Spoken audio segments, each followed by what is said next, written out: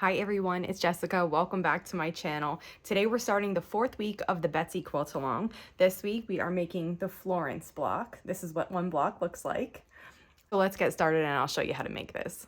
The first thing that we need to do for our block this week is make some flying geese. And we've done this before last week and it's the same method. We're using the stitch and flip method. And here the rectangle is going to be white and the squares are going to be our main color. So I sewed across the one side. I'll trim that and just finger press this open.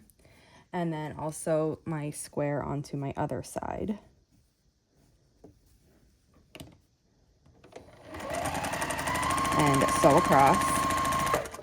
And then again, trim this, leaving about 1/4 inch behind. And here is what one of the flying geese units looks like. We need 8 flying geese per block, and this week we have to make 8 blocks. So after you make your 8, we'll make our geese pairs.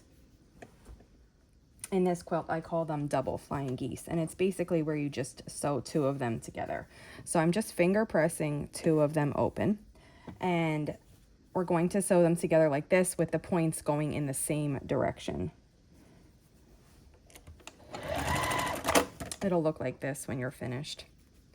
And basically you need to take the 8 flying geese that you made per block and sew them into these double flying geese units.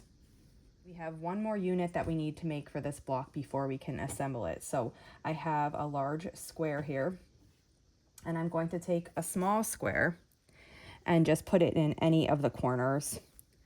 We're sewing an easy corner triangle here. So just like that, we'll sew it across, trim, leaving about 1/4 inch. And this is the other unit that we need for our blocks this week, and we need 4 of these for our blocks. Once you have all your double flying geese, all 4 of your corner units for your block, and then you need 1 centerpiece as well, which is the same color as your background here. And then you just assemble the block like a giant 9 patch. So a corner unit here, I'm going to assemble vertically. The flying geese point out away from the center of this block. So when you're putting it together, just pay attention to your flying geese position. And then for the second row, my flying geese and my center. The third row will be my corner unit and another flying geese pair. And then we'll add the third column to each row. Those are the units for one block.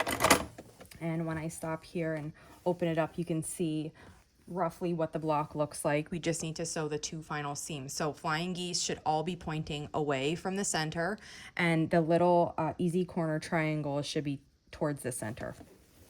And then you just finish up the last 2 seams.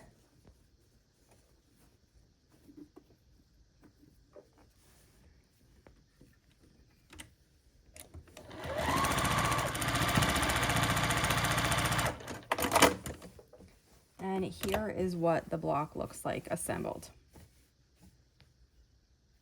I'll press it and then let you see what it looks like. And here's what the Florence block looks like when it's all pressed and flat and beautiful. That's it for today. Here is our one Florence block that we just made together. We need to make 8 of these blocks this week. If you have any questions on this block or this quilt, just let me know. And if not, I'll see you back here soon. Thanks for following along.